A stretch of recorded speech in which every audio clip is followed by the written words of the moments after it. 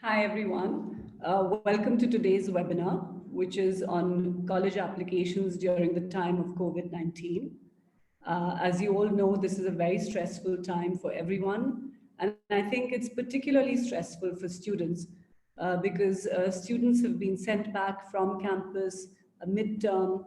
There are lots of people applying for college this year. SATs have been cancelled for June.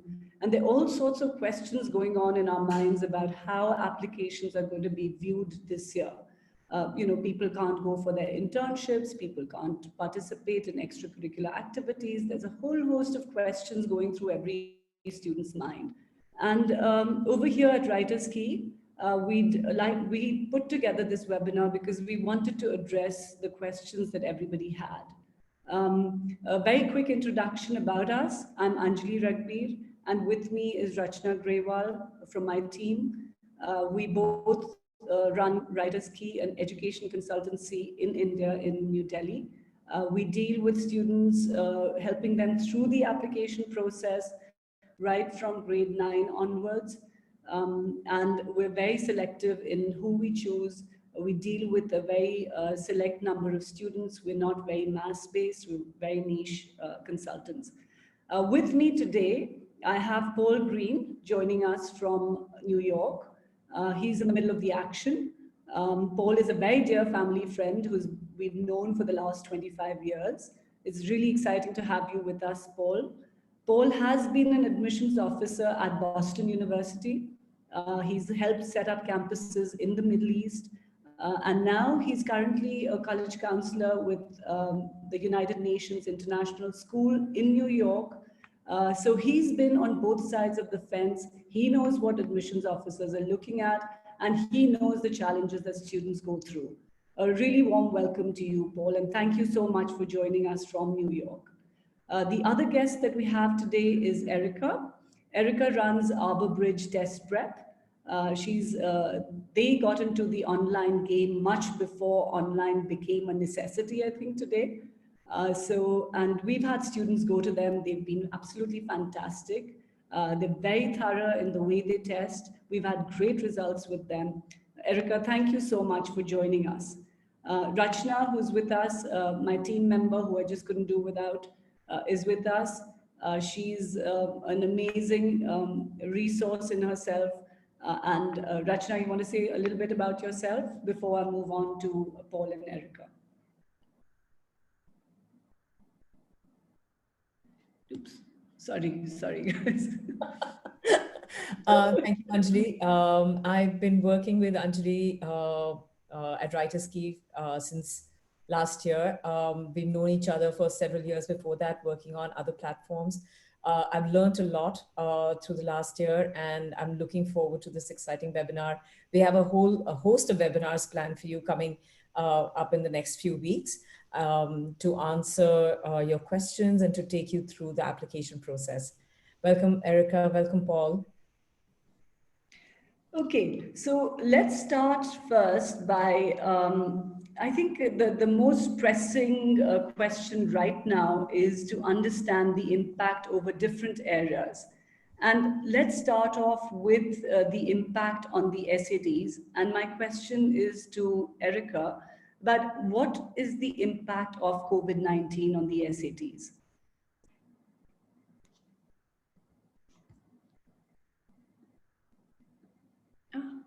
I think you need to unmute yourself. Yeah. Okay, there we go. Hi, everyone. So obviously the biggest impact so far has been a host of cancellations in terms of test dates, and it's really pushed back a lot of students' timeline in terms of taking these tests and having these scores ready for their applications. So the latest news on all of this, and a lot of information came out this past week from both the SAT and the ACT. With the SAT specifically, they've canceled the June test date already. And they've added a date in the fall in September. So as of right now, there are dates starting in August, and then September, October, and December. And they're supposedly looking into adding one more international date for the SAT to try and accommodate all these students. On top of that, for the SAT, they will be opening up registration for the October, September, and August dates in May. And the first week of that registration time will be reserved for a class of 2021 who do not have any scores yet, as well as students who have had their test dates canceled from these spring test dates. So, and then after that, it will open up to the general public. So they're trying to make concessions in that way with the dates. With the ACT, they have not officially canceled the June test date yet, but they have added an additional date, an additional weekend in June and July, and they're offering free, basically summer registration test date changes over those summer dates. So that would just be the June and July dates. They are leaving it more up to local protocol and social distancing recommendations to see whether or not they will still have these in-person testing centers. But as of right now, there are no official cancellations. And then there are also talks of possibly for the SAT having in-home online testing. That is something that they will supposedly be looking into if there are no in-person options in the fall. And the ACT has said that in the US that they'll be looking into remote in-home proctoring as well. But there has not been talk of that yet for international students. So a lot of moving pieces and just trying to keep our eye on how everything is shifting, week to week essentially is what we're having to do at this point. Okay.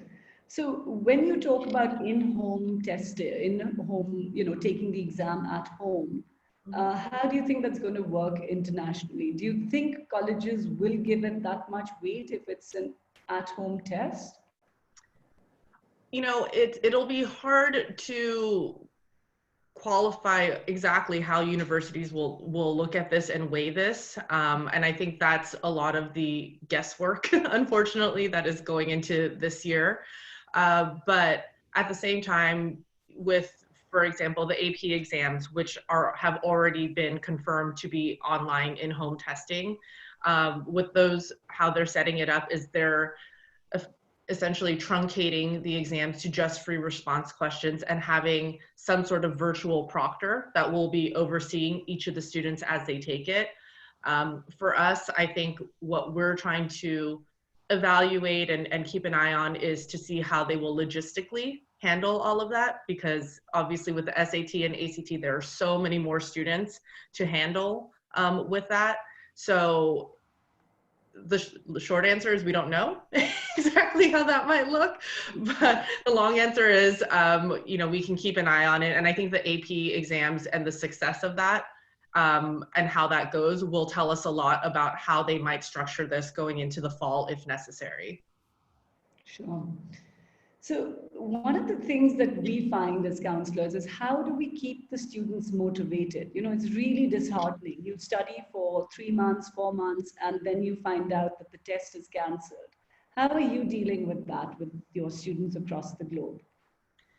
Yeah, so obviously it's not an ideal situation. And it's something where you have to hope for the best, but prepare for the worst. And so that for us, what we're advising most of our students, and this varies greatly depending on where you are in the process. There are some students who haven't started. There are some students who have prepared for 6 months.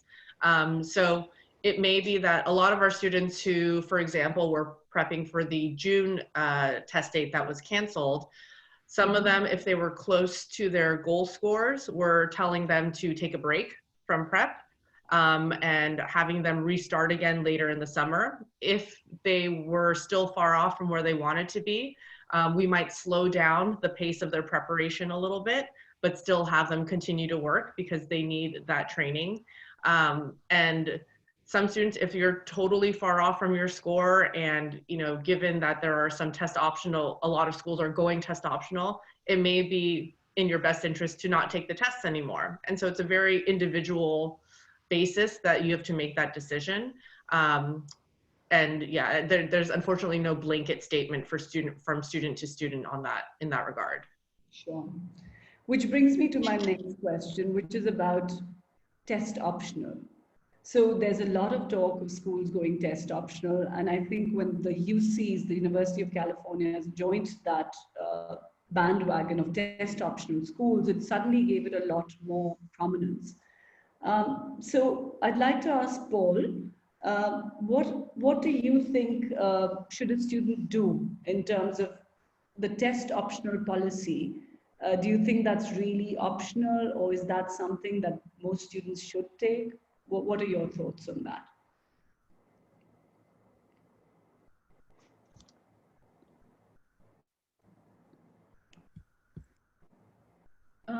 Paul, I think you need to unmute it yourself.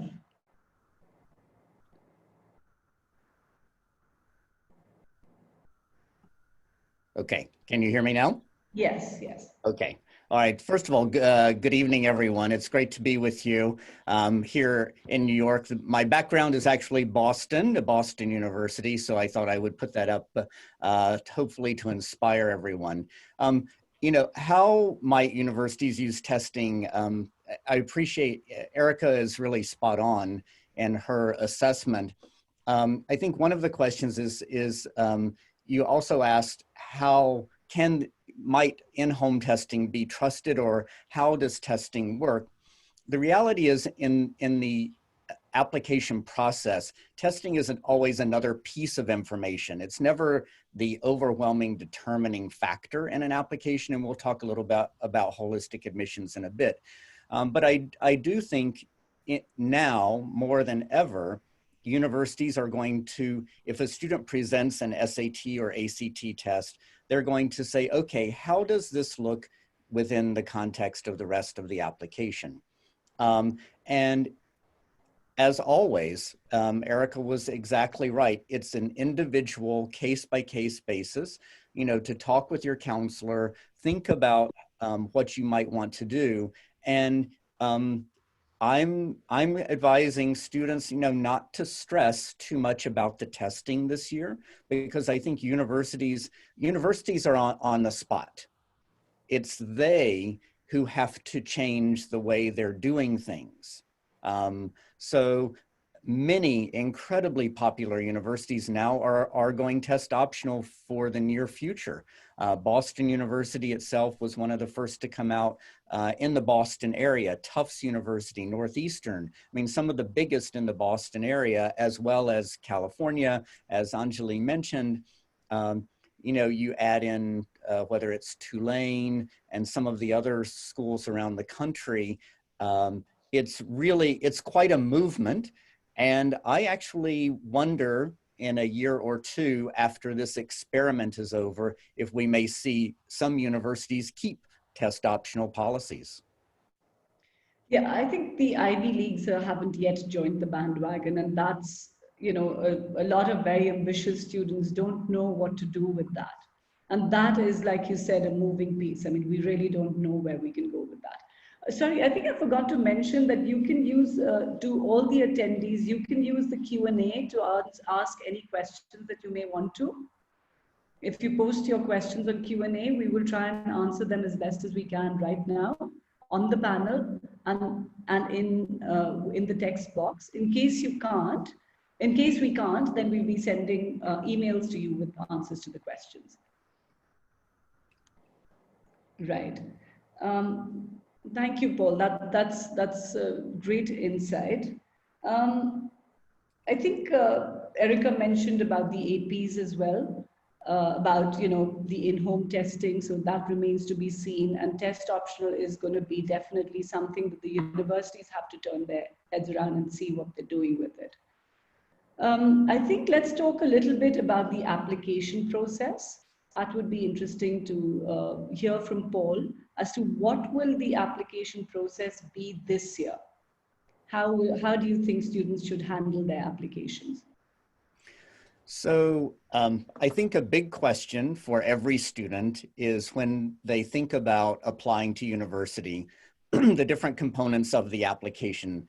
First and foremost, we have always said that the most important part of an application is your transcript. It's your grades. It's how you perform in high school on a day-to-day basis or on a semester, quarter, in any given year, and how you have progressed within the curriculum, no matter what curriculum you're in, how have you progressed within that curriculum? That's always the most important thing, and I don't think that has changed. If anything, it may become even more important this year as universities think about going test optional.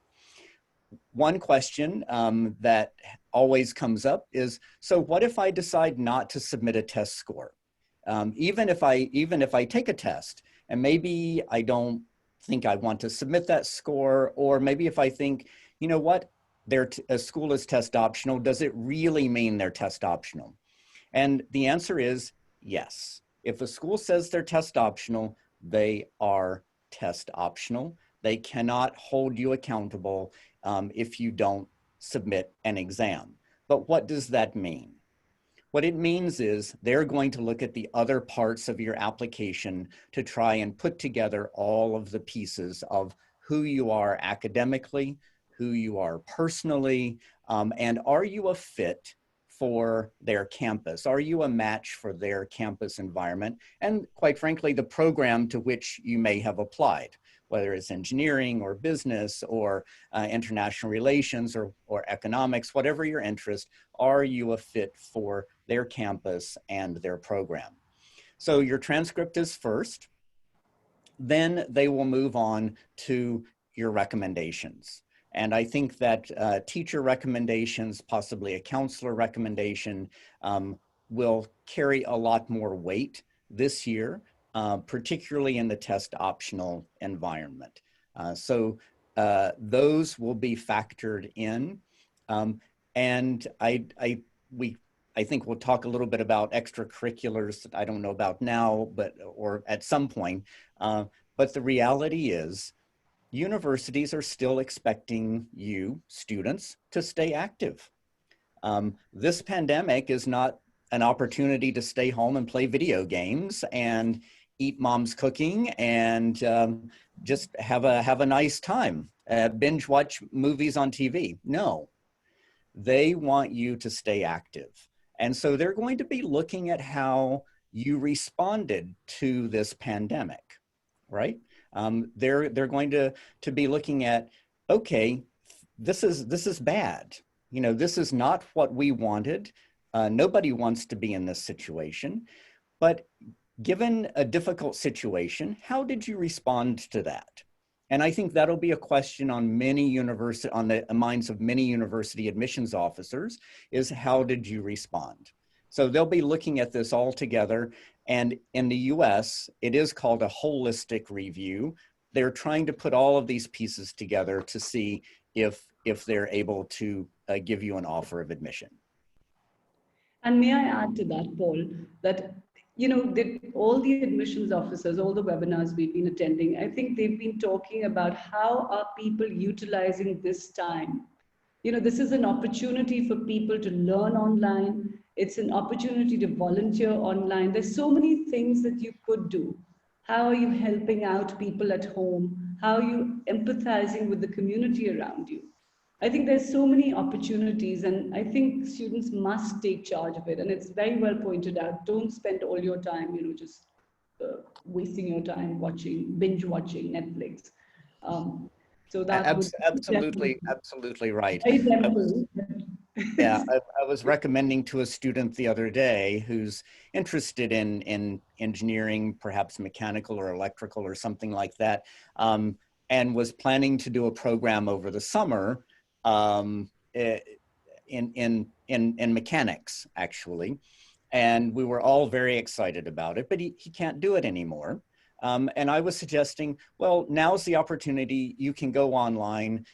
You can learn a new programming language if you're interested in computer science. Perhaps you're thinking about architecture, or you could learn the CAD system, and you could actually build something on your own using the drawings like architects do. So you can teach yourself something, and that absolutely can go on your university resume. I think that's a fantastic suggestion. That's amazing. And I really think students should take charge of that. And I've heard things like universities may be having a specific question about how did you spend your time during COVID-19? I believe that's a question which they're debating whether should come on the Common App or whether on the specific college questions. So that's definitely something that you need to have been productive at the time. Paul, what else would you say? I have a question here about, a lot of sports candidates whose competitions have been cancelled. What are they going to do about it? Because the NCAA also requires the SAT. Yes. So I have worked with a number of athletes over the years. I think this is one of the saddest times. If you are an athlete, personally, I'm a swimmer. I love swimming, and it hurts that I'm no longer able to get into the pool 3 times a week and do my workouts. So for an athlete, this is a very difficult time. The only thing I can say is that the NCAA has been very slow to respond. They're really taking it step by step. You can just monitor their website. They have a Q&A section for Division I, Division II, and Division III. So depending on the type of athletics that you might be targeting at university, then you can look at the Q&A for each of those. It's difficult if an athlete does not already have perhaps a promotional video. So there are different kinds of athletes, right? If you're track and field, it's all about your times. If you're a swimmer, it's all about your times. But for other athletes, whether if it's football or American soccer, as we call it, or if it's a team sport, then it's really about your promotional videos and the ability to be seen, right? So that's just not possible unless you've already produced something. Now, I was looking at the site the other day, and there was some talk about students producing, short videos to introduce themselves to a coach, maybe doing a little bit of ball handling. I think particularly if you're a soccer player, you can demonstrate your ability to handle the ball in your bedroom or, in some secluded area where you're not with other people, you're by yourself, respecting all of the rules of being quarantined, and yet you could still introduce yourself to a coach. So I think athletes will have to get creative. And I think that a little bit times are frozen in place. So whatever your times are now, unfortunately, you don't have an opportunity to get better at them. But if you have some good times now, you can still present those to coaches. Universities love athletics, and they love to fill their rosters with good athletes. So that nothing's going to change. I think it's important for all of the students listening in today to really understand nothing is going to change in the reality that universities want you on their campuses. They need you, right? They wouldn't exist if they didn't have students. So they have to find a way to help you get to where you want to be. Sure. That's very encouraging, I think. So Paul, so you would say that a holistic review is really what, I think it's assuming a new meaning today. Yes. The US universities have always said they're holistic in their review, but I think this year that it's just going to be absolutely important. I mean, the grades, because a lot of school exams are also cancelled. People are not able to take their exams. So everything is going to, some schools are having a pass-fail system for this year. So things are really changing. So the holistic review is, of course, going to become really important. Yes, and I might just very quickly add, if anyone is concerned, if their school is going pass fail or is not giving grades in their junior year, in their 11th year of school, then don't stress about it. The universities it's incumbent upon them. They are the ones who will be looking holistically at your application, but then that does require you to focus on the other parts of your application, and possibly work with your recommenders, your teachers or your counselor, to really come up with some language that puts you into context academically. Absolutely. And I think, I mean, you know, students just have to be creative now. They just have to be very creative in the way they handle their applications. Right. And Anjali, maybe you could you could speak a little bit about the essays and the importance of essays in the application. Sure. So, so at WritersQi, we really work very hard with the students when they are writing their essays. And we find that, you know, students have to be very unique in the way they express their thoughts and their emotions. Because what happens is that the Common App form, the way it's designed, it has all your, you know, all your information, whether it's got your academic information, it's got your activities, it's got things about your parents' background, it's got all that information out there. So how do you humanize yourself? How do you become a person instead of numbers to the admissions officer? And I think that's where the essay becomes very critical. And I would say that try and, you know, be vulnerable, be honest, really write what really strikes a chord with you. And also stay away from the cliches. I think what's going to happen, COVID-19 has hit the entire world, but the admissions officers are going to be completely bored to death if, you know, everyone's going to be writing about COVID-19. So you need to find that unique story within you to talk about. And I'm just going to give a small example here. We worked with a student in Japan, and he was like the ideal student. He had 9 APs, he'd maxed all of them. He was an A++ student. He was a marathon runner, rated number 10 in Japan. He was absolutely brilliant. So when it came to the essay and when we were brainstorming, you know, what he should write about, he said that I want to write about the fact that I never get a date, you know, and I have no success with girls. And that was kind of like, you know, his most vulnerable part of him, he was willing to put out there. And then the essay became really interesting because he could match it up with the research that he was doing about, you know, facial recognition software. And he wrote that entire essay and it became so interesting. Today, he's got offers from almost all top universities and he's having a hard time choosing which one to go to. So be real, be sensitive, be honest about what you're writing about. As far as the Common App essay goes, I would say that.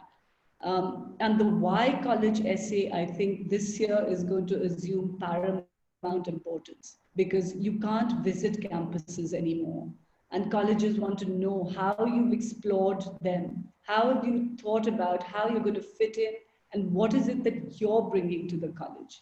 So the why is going to become super important, the why college essay. And I think for that, you must explore what you're planning to do, the kind of major you're planning to do, what, supposing you're planning to do economics, what are the different types of economic courses that are offered, what are the kind of professors, really research all of that instead of just, you know, you have the time to do that right now. So that would be a good place to start. What else about the essays? I think it's just, you know, be honest, be heartful, write, and don't forget that essay writing is rewriting. So you're going to take about 10 to 15 drafts to put together your essay. Anybody who thinks that they're not is kidding themselves, I think. So you need to be aware that rewriting is part of the process. You're going to have 10 to 15 drafts. Be ready for that hard work. So, you know, that's as far as essays go. Anything you'd like to add, Paul, to that? I think that's an excellent assessment, really, and thank you for that. And I agree. As I've said before, if you are applying test optional, and that is absolutely a valid choice for you, then all of the other parts of the application become important, including your essay and how you present yourself. So I will just reiterate what Anjali said. I think because we are where we are, a lot of students will, their first inclination will to write about, you know, how this has affected them or their families or something along those lines. University officers don't want to read 80,000 essays about COVID-19. They might ask how it's affected you as a supplemental piece, but they don't want your main common application essay to be about that. They still want to know who are you? Who is this young man? Who is this young woman? What's their personality like? And what are they going to bring to our community? Remember, each university, each college in the US, they're building a community. That's why they have this holistic review process. So it's about academics, but it's also about building community. And that can be sports related. It could be someone who's good in theater or communications or film or music and dance and all of the other things that they want. I'm seeing if I may, I'm seeing a question in the chat, a few questions about do universities really want us? Do we think that they will still be open in the fall? You know, what are the chances that school or universities would be deferring and not taking outside students? And there's another one very similar. Do we think that universities, colleges will be more likely to admit more local students rather than going further afield? I think these concerns are valid. I do not want to dismiss them. Each year I have conversations. This year we had conversations with about almost 80 admissions officers in this spring. And we definitely could see some concern that students and families would not want their children to travel as far as they have in the past. They were admitting more students locally, but they were admitting more students, period, because they still were uncertain what the situation might be in September. So I think, again, my feeling is that universities want international students. They believe you're a valuable part of their community. They want you. They're going to have to figure out a way for you to get there. I understand that visas could make that very difficult, and the timing of visas. And in that case, then I would have a plan B, and it might be a gap year, or it might be delaying a semester. All right, instead of September, you might be going to school in January. Right. And I just wanted to add one more point that, you know, if you're thinking that a school has gone test optional, that it's easier to get into, be mindful of the fact that there'll be a lot more applications going to that school. So actually the admit rate is going to go down. So, you know, everyone's sort of negotiating the situation, but you need to be aware that, you know, just because they're test optional doesn't mean that they should become your school. You should study their previous sort of grades and what has been going on with them. Paul, I wanted to ask you one more question, which was about demonstrated interest. You know, there's so much we hear about demonstrated interest. How can students demonstrate interest right now? Right. This is a good one. And I talk about it a lot with my students because over and over again, I've had conversations with university admissions offices, and they simply say, well, this particular student didn't open their email. Honestly, I had someone say in March, well, we sent this student an email offering an interview. I see that they opened the email, but they didn't click on the link. This made the difference between an admission decision and a deny, because they were looking to see, is that student really interested in my school? And so I went to the student, I was like, please go open the email and please schedule an interview. And things worked out well in the end, but it was just an example of what you really need to do, particularly at the universities where you have a strong interest, okay? I know students, your inboxes get bombarded with all kinds of email from universities. I know that. But for the ones where you're really interested, you do need to spend a little bit of time opening their mail, looking at their websites. And this year more than ever, I think we touched on it in the beginning, virtual tours. So if there's a positive side to what's going on now, is that universities are adding a lot more content to their websites. They're adding different types of tours. They're offering conversations with students. They're adding a lot more because they know students and families can't visit. And so this is actually a positive for many students outside of the United States, students in India who may not be able to travel anyway to visit universities.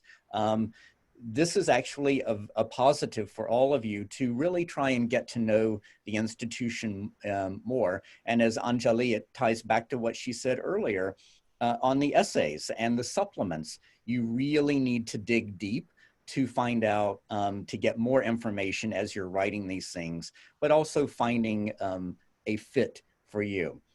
All of this is demonstrated interest. And we know in today's world that when you're online, you are being tracked by somebody somewhere. And it's no less true for universities. So continue to engage that university, and I think you'll be fine. Excellent. So should we open it up for questions now? Would that be good? Anything else that, Erica, you want to add to it? Paul, you want to add? Rachna, anything that you'd like to add to what has been said as of now?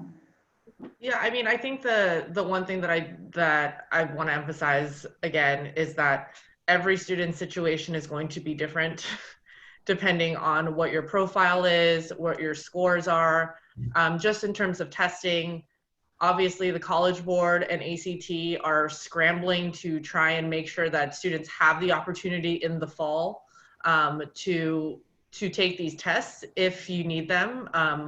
And so it's important to make sure that you're planning out and utilizing this time as wisely as possible. You know, we have a lot of students that are utilizing this summer, or even now, since their school has moved virtually or whatever it might be, trying to use this extra time to prepare. But being open and flexible, I think, is something, because I know people get very stuck in this is the timeline, this is what my checklist, this is what I have to do, but you have to be a little bit more open to what the situation is.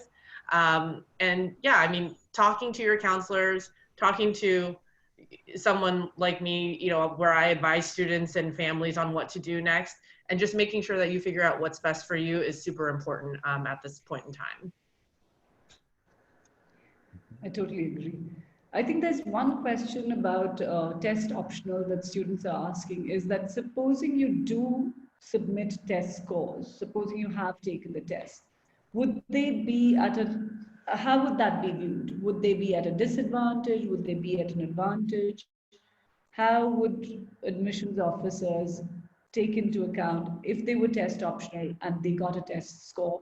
And supposing that student had the kind of test score as opposed to somebody who didn't, who would win out in that? What do you think? So I think in some ways, I don't think anything will change in the admissions office.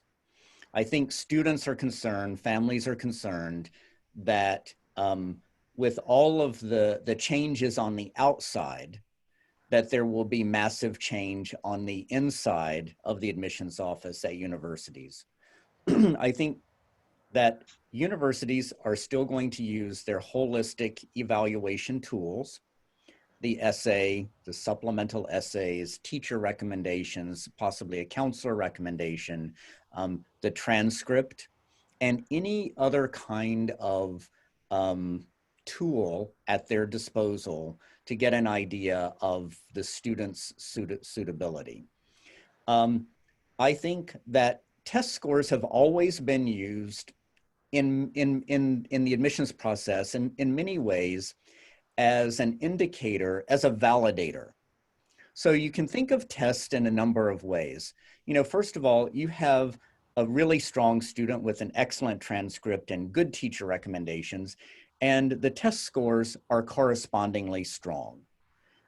The test scores don't admit that student, they simply validate what the other parts of the application already say.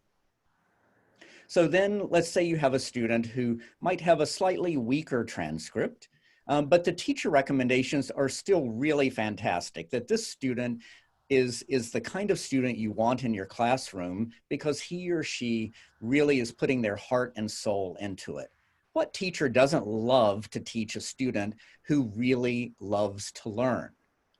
And so let's say that those test scores, SAT or ACT, might be also strong. Then it says to the admissions officer, you know what, this is an excellent student, we love them. You know, there's another kind of student, maybe wasn't the high performer, maybe didn't perform to the best of their ability in school, but we know that they're good. They take that test and they have really strong test scores. That's not the best position to be in, I'll be honest. So if you're that kind of student, I would encourage you to work really hard and bring your grades up. However, strong testing can say to the university, you know what, this student's worth taking a risk, okay? Now, there are other students, and I see them every year. I saw them when I was at Boston University. I see them now that I'm on the school side, students who are exceptional performers in the classroom. But even with tutoring, their test scores don't reflect really who they are in the classroom. And that's, again, where the holistic review process comes into play. And that's okay, all right? So that's the student who might actually benefit the most from these test optional policies. You're a strong performer in the classroom, you have good recommendations, and then you don't have to submit the test scores if you don't think they are reflective of who you are if a school has gone test optional. So you're the winner. And in this case, you really are the winner. And whether an admissions officer would say, okay, this test score outweighs one that we don't have a test score from, I don't think that will be the case. I really believe in my colleagues on the university side. I've been there myself. I really think that they will honestly review each applicant and that they will be looking for those who just show strong academic promise. Sure. There's another question which is talking about a lot of students may defer entry to university this year. How would that affect the applicants of this year? If you've got an offer and you plan to defer it to next year, how would it affect the applications of this year going forward? So, the applications of this year or the applications for 2021? For 2021. Yes. So I've been thinking about this, and I'm uncertain because I think there is a lot of talk, and there have been a number of newspaper articles written. One that appeared in the New York Times yesterday, the Boston Globe in Boston published an article about 3 or 4 days ago, asking these very questions about whether universities, what will it look like in the fall? Will students take a gap year? Will students think, you know what, why should I spend a lot of money on tuition to go abroad or to go far away from home when I can do that first year, perhaps locally, and stay within my comfort zone? I can stay with, comfortable and safe and healthy because we don't know what will happen. These are all extremely valid questions. I think this year we may see more movement on wait list. We're kind of waiting for that to happen after May 1st. Some universities have moved their deadlines to June 1st, but I think in May, we will sort of see what's going on the university side. I'm a big fan of gap years myself. I think that they can work really well for a student if you have a plan. So again, a gap year is not just a time to have fun, but you need to have a plan if you want to have a really good gap year experience. I have thought, so what if a lot of students defer their admissions? And I had a family asking about this just 2 days ago. And that would mean in 2021, the universities may have a lot of deferred students coming in. I don't think the numbers will be overwhelming, right? I don't think that there will be an overwhelming number of students taking a gap year and starting their freshman year, their first year of studies next year. I think it's more likely that students in the US in particular may choose to stay locally and do their first year and possibly transfer out to the institution that they would like to go to. This question's for you, Erica, about how is the ACT super scoring done according to you? How are universities doing the ACT super scoring? Are they doing that right now or not? So this varies from university to university. Unfortunately, there's no blanket policy for all universities when it comes to super scoring. I do know the ACT in particular, they have, in the US, they'll be starting doing individual section retakes starting in the fall. And so I think with the coming of that, it may become a more common practice amongst universities to accept that, just because students will have the opportunity to do that. And hopefully they'll also be extending that internationally as well eventually, which I think will make a big difference for a lot of students. For us, we always like to have our students operate under, again, sort of prepare for the worst, hope for the best, operate under the assumption that, okay, let's try and get your overall score up as much as possible. But when you do send these scores, and this is from my experience, and Paul, you can probably speak to this in a little bit more detail, but from the admissions officers that I've spoken with and just in seeing what we have seen with our students, again, these scores are just one piece of the puzzle. And when you can demonstrate, yes, you might have had an off day in one section or something like that, they'll see your score if you submit it and they'll take a look at it. It's not like they're just glancing over it quickly. And I do know that there's a lot of work that goes into it. And so if you're putting in the work for it and you are able to see improvement in that one section that you've been working on, then you should, in our recommendation, we usually have students submit the score. But again, we work really closely with counselors just to make sure that it makes sense in the overall scheme of your application and what you're trying to present to the admissions officers with the rest of your attributes that you have. Okay. I agree 100% that I think there's often a perception in the minds of students that universities are looking for ways to deny them. They're trying to sort of get rid of students, when in reality, it's kind of the opposite. They're really looking for everything that they can to admit a student. And so when they're looking at multiple sets of test scores, then they are looking at the different sections to see, okay, is this student really better than they might present on one day than another? I think also with the coming pressure on testing in the fall, just before a lot of early decision or early action applications, there's a question in my mind is how many times might students be able to test? And many students test twice. Some students can even go so far as to test 3 times. I don't recommend more than that. But a lot of students take a test and they get their results. That can be their baseline, or that they can see where they might need improvement on a particular section of the test. Okay, and then they'll work on that for a second test. And timing simply may not allow for that this year. I think so.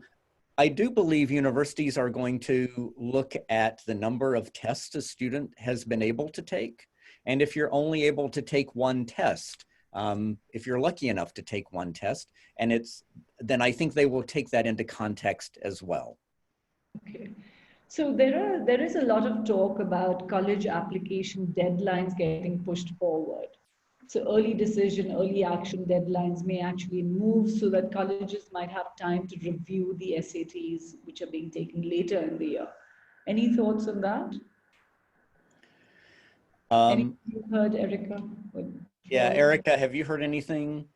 Not in terms of pushing back dates or anything like that. I think that, again, with what the College Board and ACT are doing right now is they are really pushing to make sure that students have some sort of opportunity to take it in the late summer or fall. And it's in their best interest just as an organization to try and do that. And much in the same way that the university admission side is under pressure to sort of reconfigure how they're doing things, these testing organizations are under the same sort of pressure. So seeing things, how they're trying to evolve into doing online in-home testing, which at the end of the day would make it so much more accessible to many more students versus what happens now where they have to go to a testing center and everything like that. And knowing sort of the infrastructure changes that have been very slowly being made in these companies, like the ACT becoming an online test internationally. I think they're starting to see the little pieces of where this whole kind of industry can go.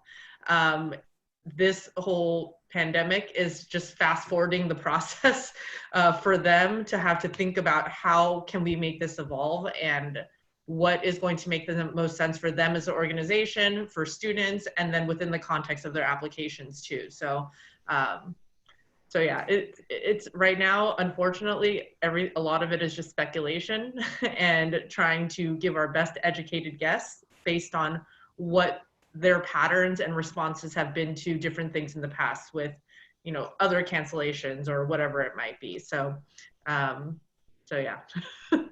I have one more question about the APs. Can I just, sorry, yep, go ahead. You go ahead.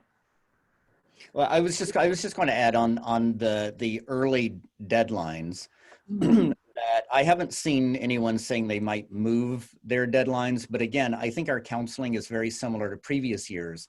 If a student is ready and wants to apply by an early decision deadline, say November 1, and it's the best profile that they have. So that's the question. Is it the best profile that you have?